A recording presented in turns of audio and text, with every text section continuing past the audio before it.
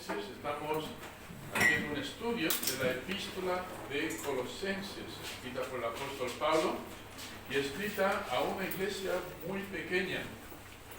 Dentro de unos meses, Maritza y yo vamos a salir de Dios mediante, vamos a salir de viaje, vamos a ir a Turquía. Y uno de los lugares destinados en el viaje va a ser una de las ciudades que Pablo menciona aquí. Muy cerca de ese lugar está un montículo, porque no queda más que un montículo, donde estaba antiguamente Colosas. Y allí seguramente vas a decir, ¿dónde está la ciudad? ¿Dónde están las ruinas? No hay nada. Y sin embargo, ha quedado con el tiempo una carta preciosa, llena de enseñanza, y es la epístola de Colosenses. Os invito a que abráis vuestras Biblias, por favor, en el capítulo 2. Vamos a centrar nuestra atención en dos versículos, pero me gustaría leer los versículos 16 al 23 para que tengamos una idea. Esta sección entra en la segunda división. Recordad que la primera división, la primera parte de los 4 capítulos es doctrina. Acuérdate de doctrina por la D de doctrina. Y nada más entrar en el capítulo 2, entramos en una zona de peligro, daño. Acuérdate también por la palabra de daño. Hay peligro a la vista. Y al saltar al capítulo 3, entramos en la sección de deberes, responsabilidades. Bueno, estamos en una sección llamado, pues eso, cuidado, daño, hay peligro. Y aquí el título, cuidado creyente.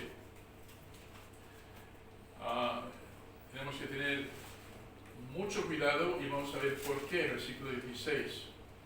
Por tanto, nadie os juzgue en comida o en bebida, o en cuanto a días de fiesta, luna nueva o días de reposo, todo lo cual es sombra de lo que ha de venir, pero el cuerpo es de Cristo.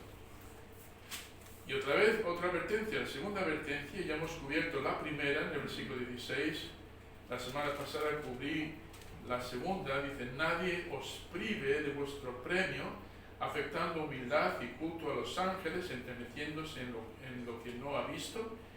Toma nota de dónde viene toda esa enseñanza falsa. La última frase, vanamente hinchado por su propia mente carnal. Esa es la fuente. Mentes muy imaginativas, mentes sumamente religiosas, pero mentes que estaban hinchadas, infladas por la carnalidad. Entonces de ahí salieron todo tipo de inventos, todo tipo de ideologías religiosas que empezaron a esparcirse y llegaron a Colosas. Y por eso Pablo escribe esta epístola para advertir de que no se dejen llevar por esas ideologías religiosas falsas, en lo que llamamos hoy en día sincretismo. No era una idea falsa nada más, sino que venían de diferentes fuentes, ideas de todos los tipos, filosofías, legalismo, ascetismo, un montón de ideologías y querían entrar en la iglesia de Colosas. Y Pablo dice, tened cuidado, no permitáis esto porque estáis completos en Cristo, no necesitáis más.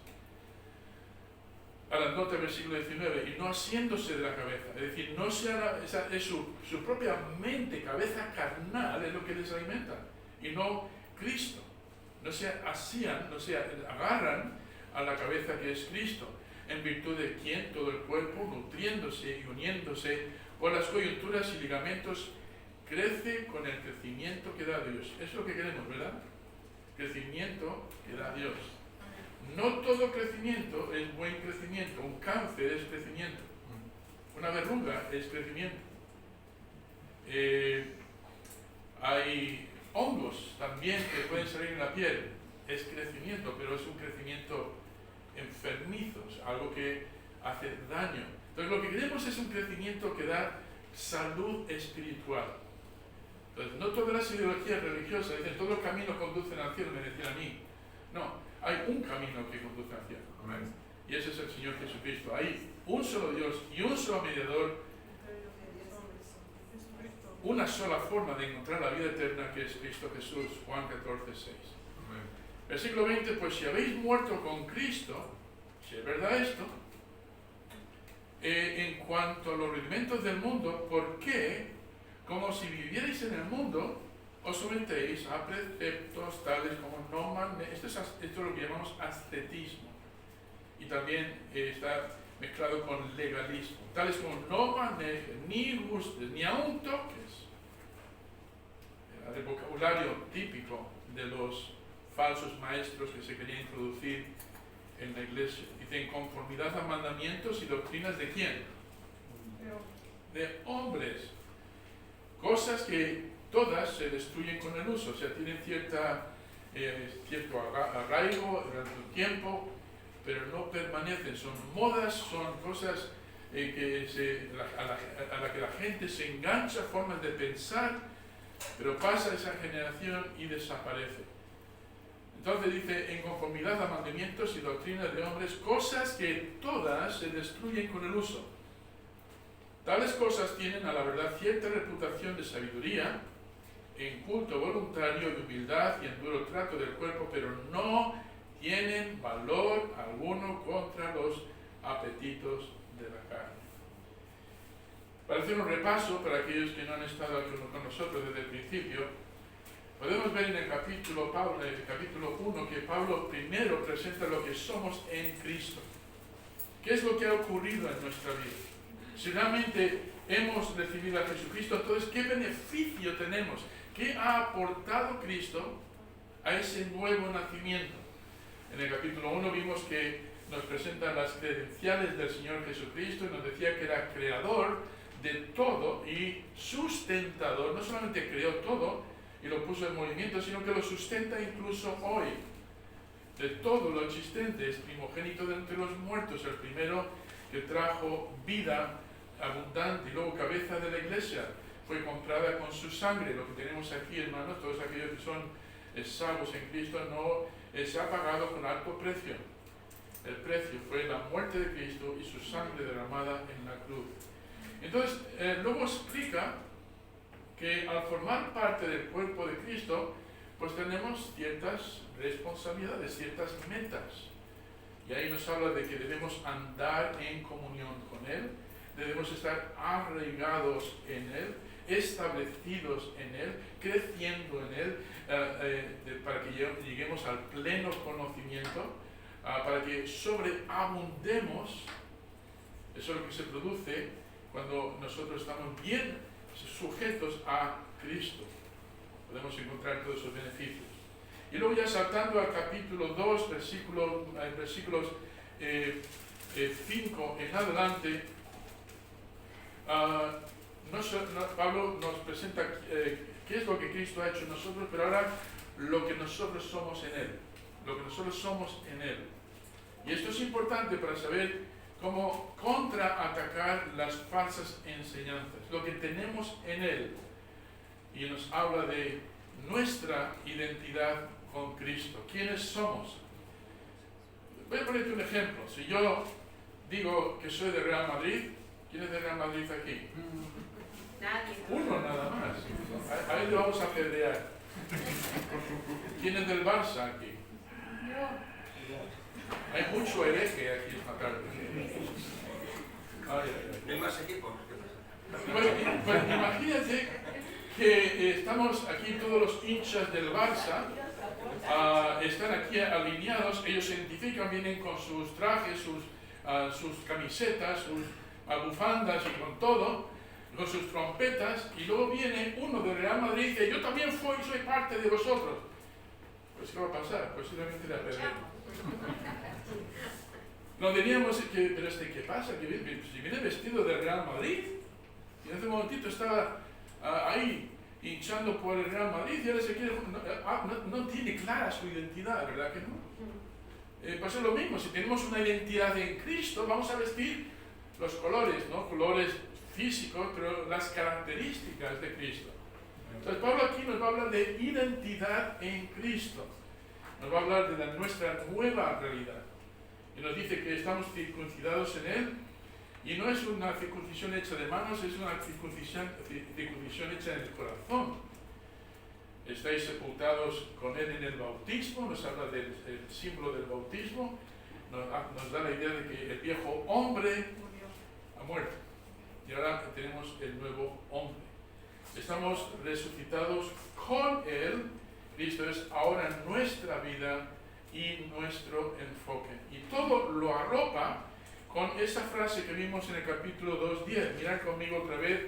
Este viene a ser el versículo más poderoso que surge de todo este conjunto de versículos. Y vosotros estáis completos en Él, que es la cabeza de todo principado y potestad. A eso podemos decir amén. Uf, ¿no? Llegamos a un descanso y decimos, bueno, entonces no tengo que ir buscando por ahí más cosas, ¿no? No tengo que añadir de esta religión o de aquella religión o de aquella ideología a mi cristianismo para hacer mi cristianismo mejor. No, lo tenemos todo en Cristo. Esa es la meta, eso es a donde está apuntando el apóstol Pablo. Y a mí me sorprende, hermano, cuando veo a creyentes, creo que tienen buena intención, pero que dicen que no están satisfechos y buscan nuevas experiencias fuera de lo que la Biblia enseña. Y yo digo, me parece que no han experimentado lo que significa la preeminencia de Cristo en su vida. No han entendido que no tienen que añadir, sino que lo tienen ya, solo tienen que descubrirlo. Pues bien, entramos ahora ya en la tercera advertencia. Hemos visto la primera, que nadie os engañe. Hemos visto la base para nuestra libertad. Hemos visto el problema del legalismo, es una esclavitud. Y luego la gran bendición, versículos 13 al 15, la bendición de la gracia. Y la semana pasada dice que la segunda advertencia es que nadie os prive de vuestro premio. Eso es importante. El Señor tiene un servicio que quiere que hagamos y quiere que lo hagamos de una manera específica. No quiere que vengamos con invenciones. Y para que entendamos un poquito mejor eso, tendríamos que ir a 1 Corintios capítulo 3, donde Pablo nos habla de que Él es el perito arquitecto y que cada uno mire cómo edifica. Nos presenta el tribunal de Cristo, en el cual dice que un día llegará para todo cristiano, en el que nos vamos a presentar delante de Dios y lo que creemos que era de gran valor que habíamos hecho se va a quemar. Lo que creíamos que iba a ser un premio va a desaparecer.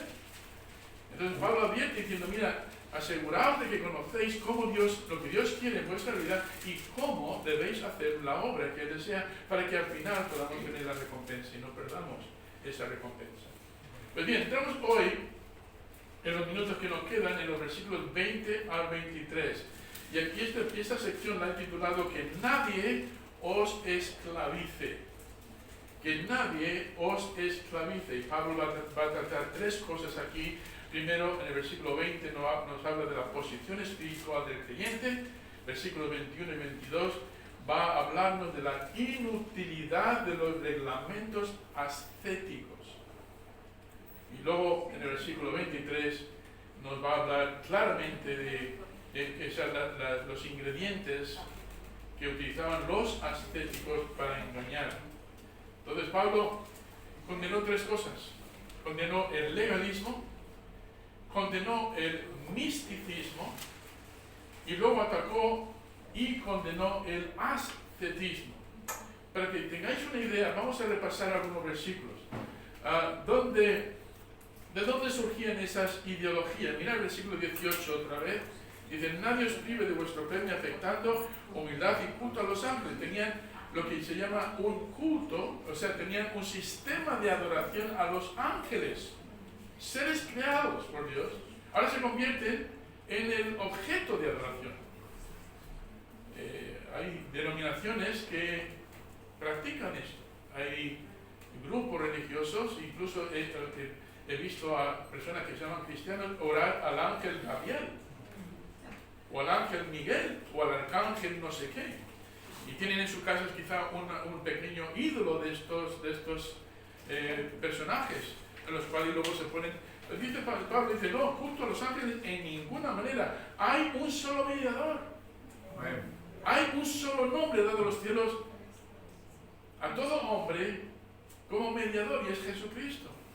No necesitamos otros mediadores, ni ángeles, ni santos. Amén.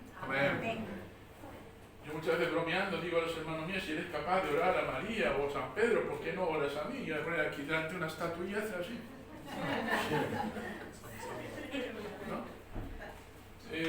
Hermanos, nosotros, el ser humano vivo o muerto, no tiene poder para contestar las oraciones. Se ha generado todo un culto religioso a esta práctica. Y aquí en Andalucía la vemos muy a menudo, sobre todo en la época de Semana Santa. La Biblia dice que hay un solo mediador, no uno y luego muchos más. Uno. Y si esto es cierto, y yo creo que lo es porque viene en la palabra de Dios, entonces me doy cuenta de que en los 2000 años últimos se han metido muchas ideologías sincretistas, ¿verdad que sí? El otro día hablando con un hermano me decía, pastor, ¿usted cree que la iglesia de Colosas escuchó y remediaron el asunto? Digo, no, es que el asunto de sincretismo, dije, no, es que el sincretismo hoy está vivo y coleando, tiene mucha salud. Y a veces se introduce en las iglesias. Entonces, Pablo condena el ascetismo. ¿Qué es el ascetismo? Pues el ascetismo se practicó en la Edad Media de una manera muy extendida. Quizá habéis visto películas donde quizá en un monasterio habían monjes que se privaban de todo, prácticamente vivían de pan y agua, vivían con ropas muy ásperas, vivían en una celda apenas con un catre y poco más. Y muchas veces utilizaban un medio para mortificar la carne, que era un látigo. Quizá habéis visto todo eso. Se usaban vestiduras burdas, se dormía en camas duras, se flagelaban, se abstenían de hablar por días, a veces por años. Habéis oído sobre el voto del silencio. Hay conventos hoy en día donde hay personas que hacen voto de silencio. O dar de comer, dejar de comer o dormir durante largos días. Y todo esto con el fin de alejarse de toda la civilización de una forma total en lugares donde nadie se les pueda influenciar. Entonces, me contaron un chiste hace poco de uno que decía, yo quiero alcanzar la verdadera espiritualidad, se metió en un monasterio. Y el jefe de los monjes le dijo, bueno, aquí tenemos ciertas reglas. En el primer año solo se te permitirá a final del año decir una frase.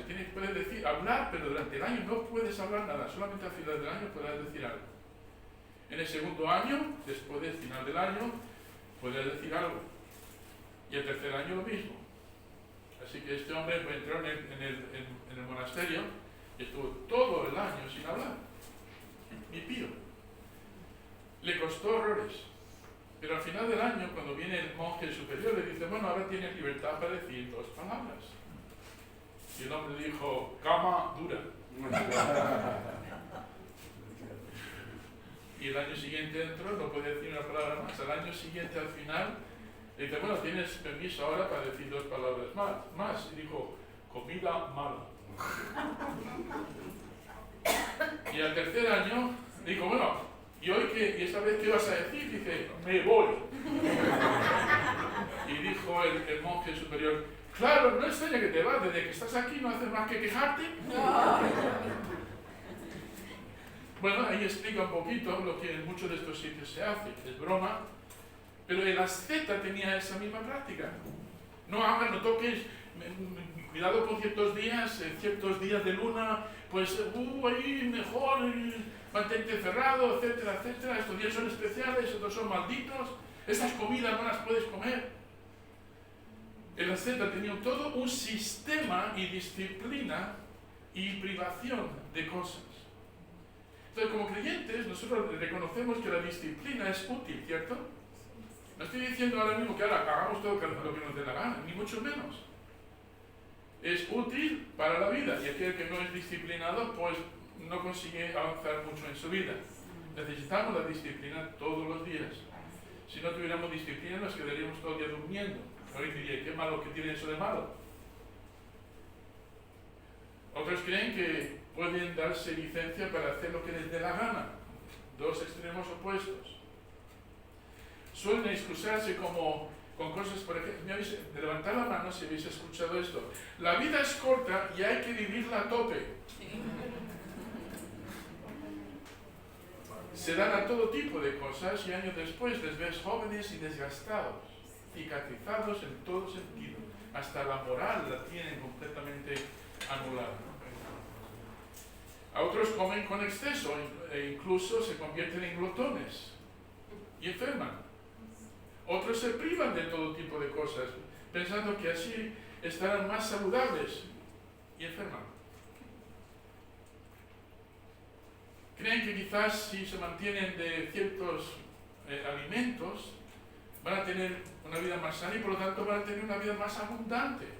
Y más larga. Y enferman. No quiero decir nada con esto, pero a mí me sorprende lo que vi hace un tiempo atrás de un futbolista que apenas tenía 27 años, futbolista, y cayó, antes de caer al suelo ya estaba muerto. Un infarto, un futbolista de primera división. Dice, pero, entonces, ¿qué es lo que hago? ¿Cómo? ¿Por dónde me muevo? ¿Qué es lo que tengo que hacer? ¿Sabes? Dame una respuesta para saber lo que es una vida satisfactoria. Bueno, amén al deporte, ¿verdad que sí? Pero el deporte no es la solución. De hecho, Pablo dice que el deporte, hablando de la palabra deporte como gimnasio, para poco aprovecha, pero para poco. Físicamente puede aprovecharte, pero puede ser la persona más atlética del mundo y ser miserable, ¿cierto? Entonces, ¿qué hacemos? Pues el legalista diría, mira, aquí tienes dos listas. Una de cosas que debes hacer y otra de cosas que no debes hacer. Y si sigues esta regla, esto funcionará, esto va a trabajar, te vas a sentir mucho más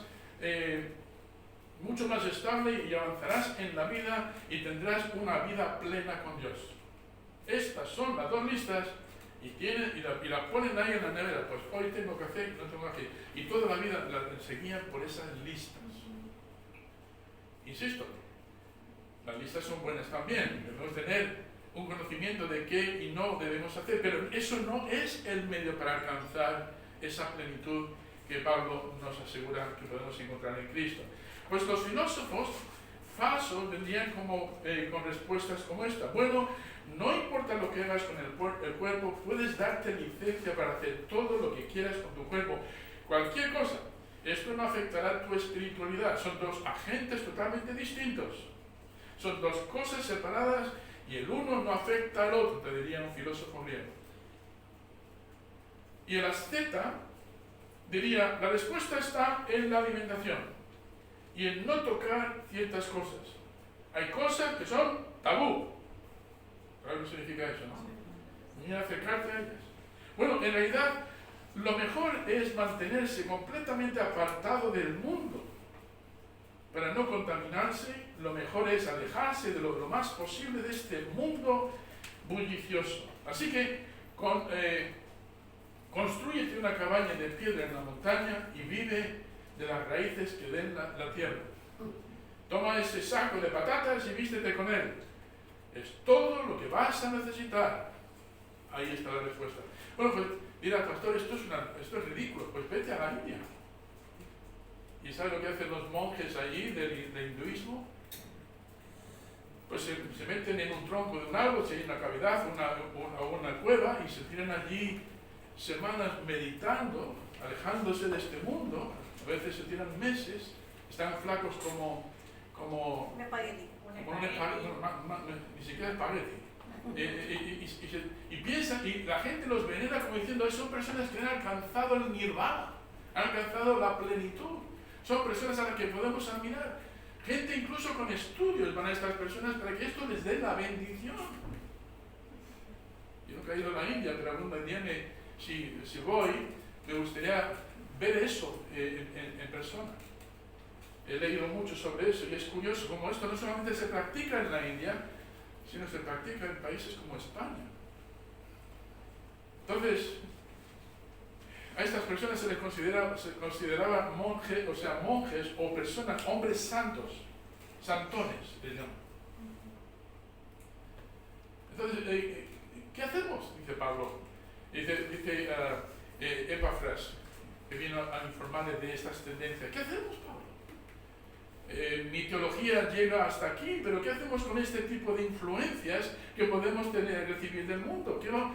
¿Las abrazamos como que todo es válido? ¿O hacemos algo al respecto? ¿Cómo puede dañar todo esto a la vida del cristiano nuevo en Cristo y a la vida de la iglesia? Entonces Pablo nos da precisamente lo que dice aquí. Dice, por tanto, nadie os juzgue en comida o en bebida en cuanto a días de reposo, días festivos. Versículo 18, nadie os prive de vuestro premio afectando culto a los ángeles. Y lo que vimos anteriormente, en el versículo 8, mira que nadie os engañe por medio de filosofías y huecas sutilezas, según, ¿de dónde vienen? De las tradiciones de los hombres, conforme a los rudimentos, a las cosas que el mundo considera básico, los rudimentos del mundo, y no según Cristo. Eso es importante, ¿no? Y más en los días que corren, porque estamos bajo un gran peligro, bajo grandes influencias, y muchas de esas influencias ya han entrado en lugares que se llaman iglesias de Cristo. ¿Dónde vamos con esas ideas? Todos habéis oído de Arnold Schwarzenegger, ¿verdad que sí? Actor, empresario, político y ex físico-culturista profesional. Le tenían como el icono mundial del éxito. En todas las áreas había sobresalido. ¿Lo habéis visto últimamente? Ahora todo cuerda, ¿verdad que sí? Ya sus músculos no están. Y él mismo se hace la pregunta de qué va la vida. Los jóvenes miraban hacia este hombre como diciendo, pues eso es lo que tenemos que conseguir en nuestra vida para que el mundo nos considere personas de éxitos. Y ahora mismo, y dentro de poco, cuando Arnold Schwarzenegger muere, si hace lo mismo que Frank Sinatra, lo dice a mi manera, ¿recordáis la canción? I did it my way. Pues si no es la manera de Cristo, va a terminar mal.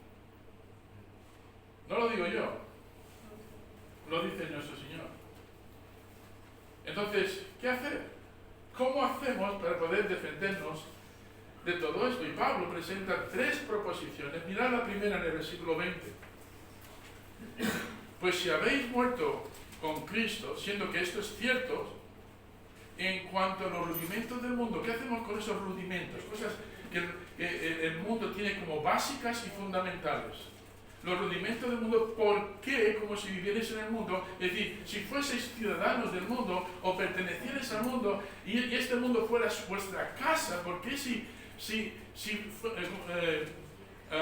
¿por qué como si vivierais en el mundo os sometéis a preceptos tales como no manejes, no gustes, ni aun toques? ¿Y de dónde vienen estas cosas, Pablo? Versículo 22. En conformidad y mandamientos y doctrinas, en conformidad a mandamientos y doctrinas de hombres. ¿Sabes que el hombre es muy imaginativo? Sí. ¿Cuántas religiones tenemos en el mundo hoy? ¿De dónde vienen esas ideas? Y luego vienen algunos que dicen, todas son buenas. Yo cuando era pequeño, mucha gente me decía, todos los caminos conducen a Dios. Te ponía a sacar el santurrón. Y yo me lo creí. Y Pablo dice, no todos los caminos conducen. Hay una sola manera que puedes venir a Dios para la salvación, y hay una sola manera que vas a servir a Dios y tener satisfacción. Y cosechar satisfacción. Y esa es que Cristo sea vuestra plenitud. Que no sea importante ni prominente, sino preeminente. Amén. Hermanos, el Señor Jesucristo no toma segundo lugar para nadie. Para nadie. Entonces dirás, bueno, pues yo tengo un poquito de cristianismo, pero también conservo estas ideas. Eso es sincretismo. Pastor, yo es que me gusta picar un poquito en otras practico el cristianismo, la oración, pero también practico la meditación trascendental, el yoga. Y me intento evadir, encontrar mi sacra, encontrar mi energía astral, me vacío a mí mismo, a ver si algo entra dentro de mí, si algo va a entrar dentro de ti, puede decir, no, estás exagerando, no estoy exagerando. Cuando nos abrimos de esa manera puede pasar cosas increíbles. Entonces, Pablo dice, mira, primero tenéis que entender la posición espiritual que tenéis en Cristo. Eso es fundamental. Si habéis muerto con Cristo, entonces, ¿qué pasa con este mundo y todo lo que rodea y todo lo que este mundo genera? Dice, ya no pertenecéis a este mundo. Tenéis una ciudadanía en el cielo. Y vuestra mente debería estar pensando en las cosas celestiales, en aquello que te espera. Y no solamente mantenerte centrado en las cosas celestiales, sino que vivir esas cosas celestiales aquí en la tierra. Todo el capítulo 3 y 4 tratan ahora de qué aspecto tiene la vida de un cristiano ahora. ¿Entendéis? Doctrina, peligro y luego deber. Y Pablo dice, mira, esta es la imagen que tiene un cristiano que vive victoriosamente, capítulo 3 y 4.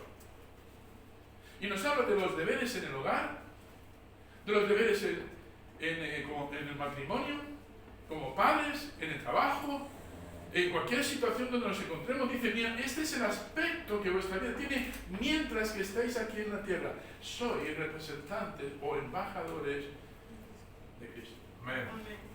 Cuando la gente os vea, tiene que tener claro a quién pertenecéis y quién es vuestro rey, quién es vuestro Señor.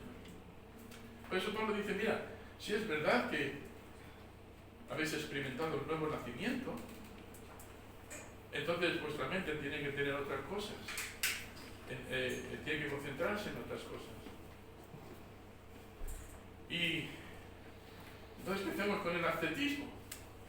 Pablo dice, eso viene según el mundo, según las tradiciones de los hombres. Eso viene según las ideologías, la mente, esa mente hinchada que quiere escupir basura. ¿Habéis oído alguna vez de una diarrea mental?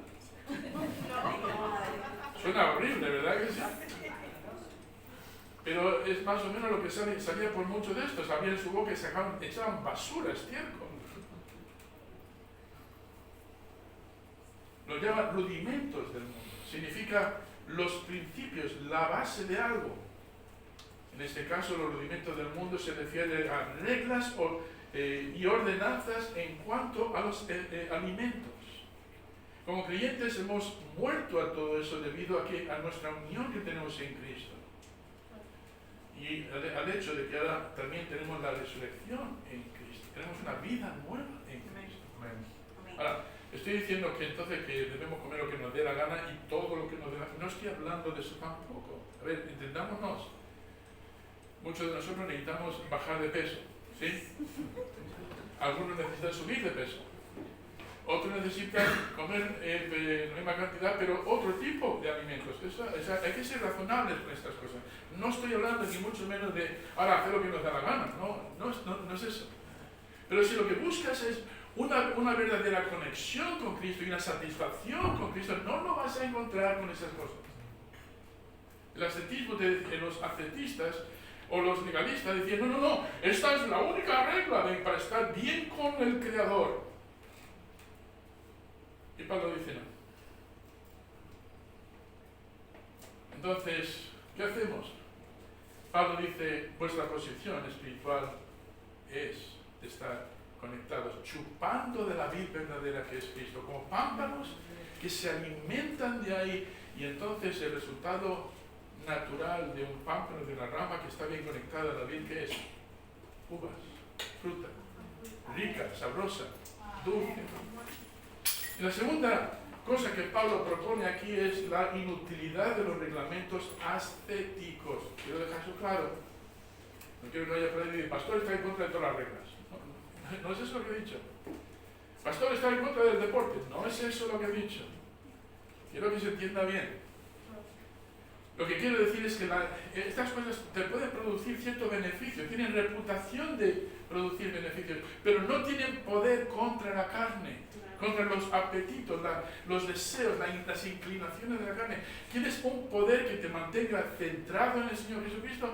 No lo vas a encontrar allí. Mira lo que dice el versículo 21 y 22. Tales cosas, tales como no manejes, ni gustes, ni aun toques, en conformidad a mandamientos y doctrinas de hombres, cosas que todas se destruyen con el uso. Ahora, ¿qué reputación tienen estas cosas? Tales cosas tienen a la verdad cierta reputación de sabiduría y culto voluntario. Es decir, culto voluntario es decir, tú te sometes a ellas porque quieres. En humildad y en duro trato del cuerpo. Es un duro trato del cuerpo. Pero dice Pablo, el resumen de todo esto es, pero no tienen valor alguno contra los apetitos de la carne. Entonces estas reglas que traían los ascetas, los filósofos falsos, los legalistas, no provenían de Dios, eran solo invención de hombres. ¿Os acordáis, hermano, cómo tuvo el Señor Jesucristo que debatir contra los fariseos? Vosotros habéis inutilizado la palabra de Dios con vuestras tradiciones, con vuestros mandamientos. Tenían mandamientos hasta cómo lavar los vasos. Había una forma correcta y una forma incorrecta. Tenían ceremonias de lavamiento de manos.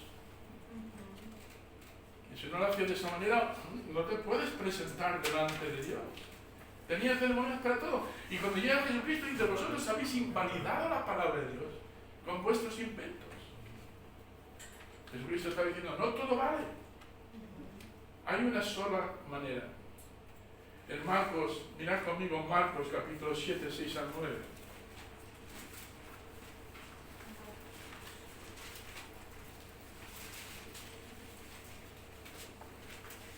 Marcos capítulo 7, versículos 6 al 9.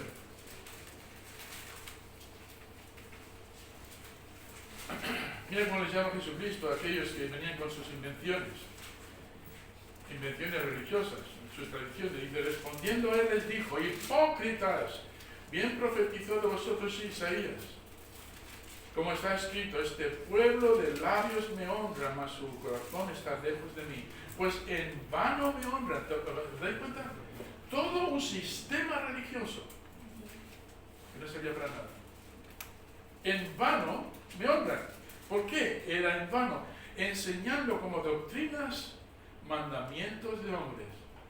Porque dejando el mandamiento de Dios, os aferráis a la tradición de los hombres, los lavamientos de los jarros y de los vasos de beber, y hacéis otras muchas cosas semejantes.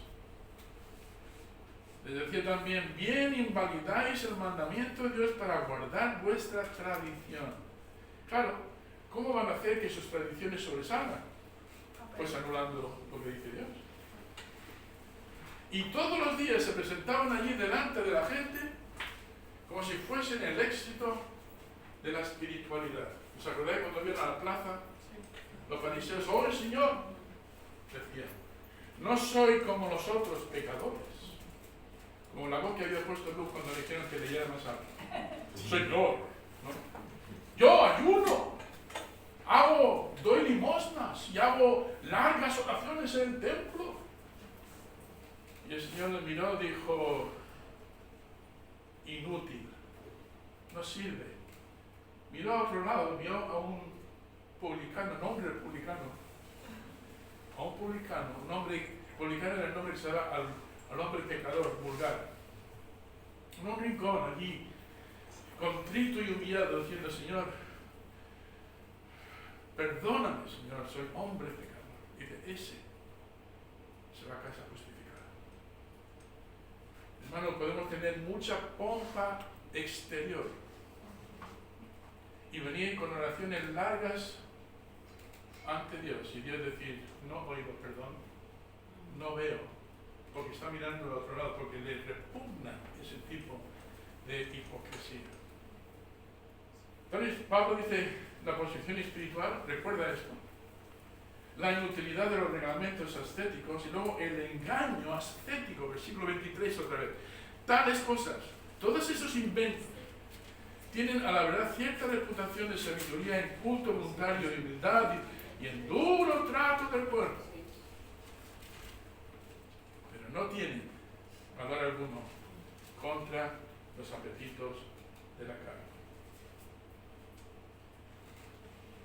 Hay veces, hermanos, que buscamos nuestra forma, nuestro medio para conectar con Dios. Y nos hacemos ídolos. No sé si habéis estudiado bien el Salmo 115, versículos 1 al 8. Pero ahí vais a ver, hermanos, la inutilidad de lo que el hombre hace para alcanzar a Dios. Os invito a que lo busquéis un minuto, porque merece la pena leerlo. Salmo 115. 115, versículos 1 al 8.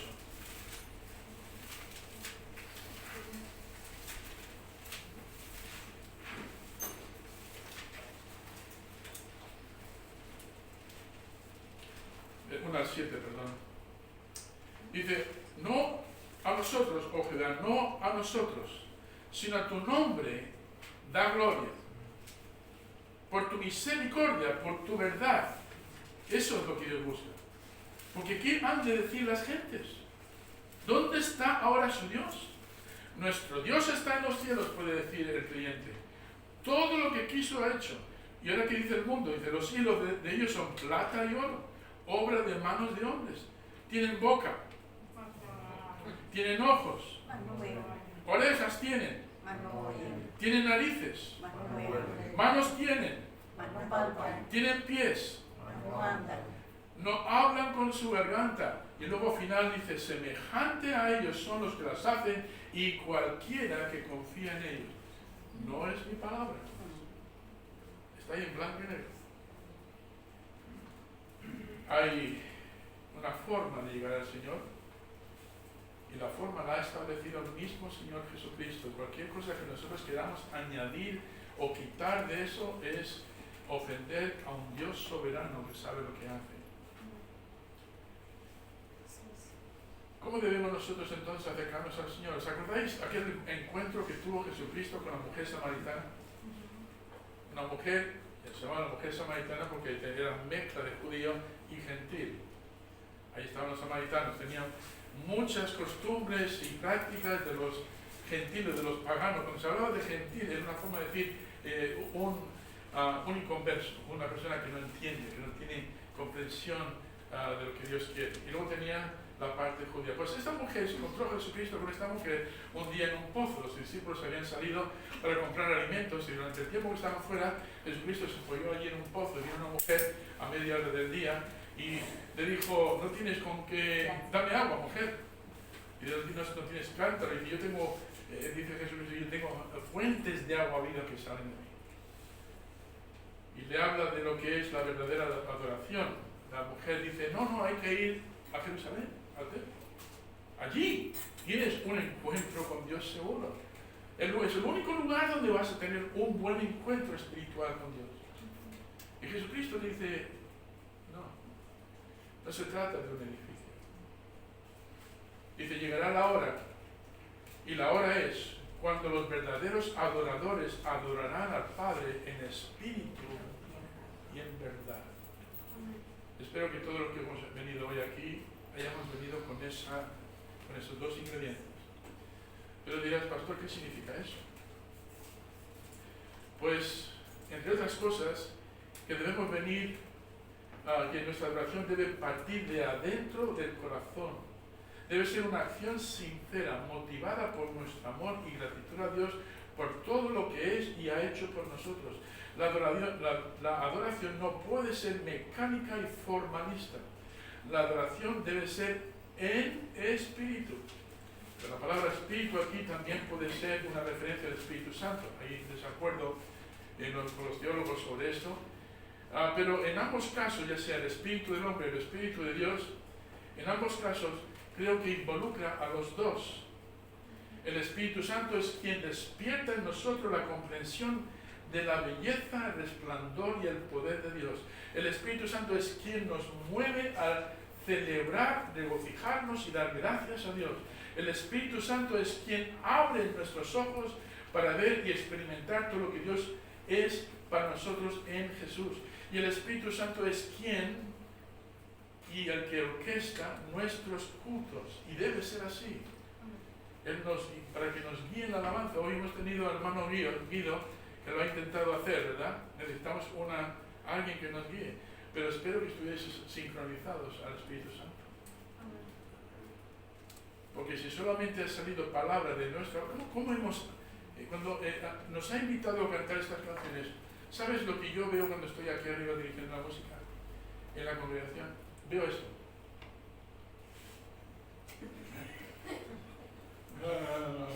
Para disimular, para que vean que estoy, movemos los labios y estamos buscando la mosca que se ha perdido.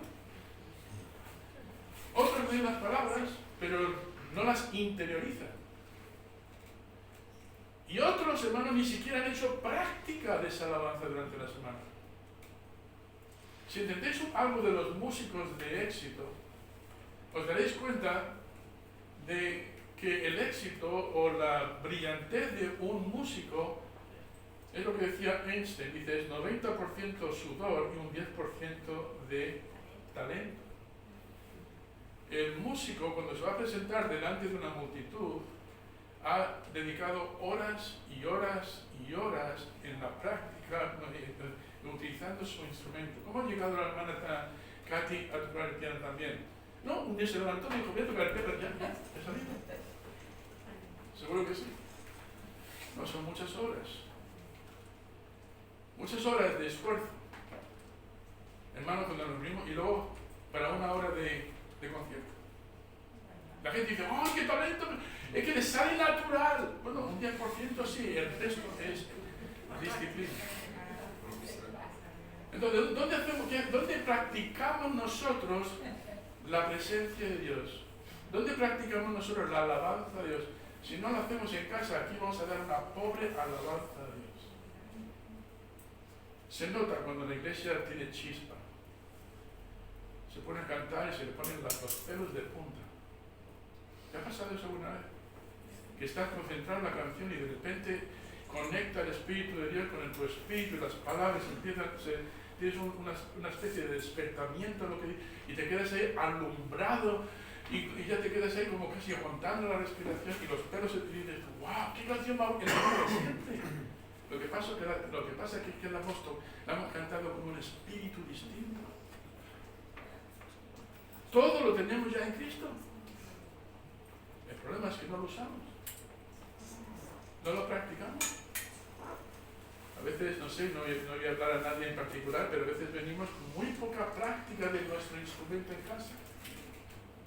Y esperamos que esa media hora, una hora de culto haga todo por nosotros. Ay, el culto ya ha sido aburrido. Mira, si yo vengo bien lleno del Espíritu Santo y centrado en la palabra de Dios, no hay culto aburrido para mí. Porque lo traigo yo dentro. Espero que entendáis lo que significa todo esto. La adoración debe también ser en verdad. Esto es fácil de entender porque obviamente significa que nuestra adoración debe ajustarse a la revelación de Dios, las Escrituras. Debe de estar informada por el carácter y la obra de Dios. Nuestra adoración debe estar arraigada y atada a las realidades de la revelación bíblica. La adoración no está destinada a ser formada por los sentimientos, sino por la luz de lo que es verdadero. La verdadera adoración no se mide por el número de pelos que se te levantan en los brazos, sino por la disposición que resulta de vivir nuestra vida de forma consagrada. Si sales de aquí igual que has entrado, no ha habido verdadera adoración. Una de las cosas que he notado en el hermano Clay, cuando ora allí con nosotros, y del Señor, que los hermanos que entran hoy no salgan igual que han entrado. Lo oigo mucho en él. Y es eso. La verdadera adoración te cambia. Sales con una nueva disposición. Si nuestra adoración a Dios no resulta en una disposición renovada de vivir santamente para Dios, debes de reevaluar lo que estás ofreciendo a Dios, pues puede que estés ofreciendo solo servicio de labios. ¿Sabes lo que es servicio de labios? Cuando todo el mundo está cantando y tú estás... O todo pico y nada acción. Entonces la adoración no solo es cantar canciones de alabanza, es vivir toda nuestra vida como una expresión de adoración a Dios. Pablo dice, lo tenemos todo en Cristo, solo tenemos que descubrirlo. Estamos completos en Él. Amén. Y cuando entremos en el capítulo 3, voy a utilizar, a aquellos que les gusta el fútbol, les va a encantar el próximo mensaje. Porque vamos a utilizar muchas ilustraciones que hay en el juego del fútbol. Pero por hoy, solo una advertencia, ¿no? Que nadie os juzgue. La base de nuestra libertad es Cristo. El legalismo lo único que va a hacer es esclavizarte. Hablo del legalismo religioso, lo de los judaizantes. Tenemos todo lo que necesitamos en Cristo. Su gracia es más que abundante. Amén. Nadie os prive de vuestro premio. Tened cuidado porque hay cosas que podemos estar ofreciendo a Dios que van a recibir desaprobación. El servicio de labios, por mucho que parezca bueno aquí en la presencia de los demás, no recibe la aprobación de Dios. Y la última advertencia, que nadie os esclavice. Pablo condenó el legalismo, condenó el misticismo y condenó el ascetismo. ¿Por qué? Porque nuestra posición es espiritual en Cristo. Amén. No hay reglamentos ascéticos que no nos van a hacer mejor, no tienen poder contra la carne. Hay un engaño en el ascetismo. Entonces la respuesta no es el legalismo, no es el misticismo, no es el ascetismo, la respuesta es Cristo. ahora desempaquetemos eso en casa. Vamos a ponernos de pie, Manuelita, por favor, detrás.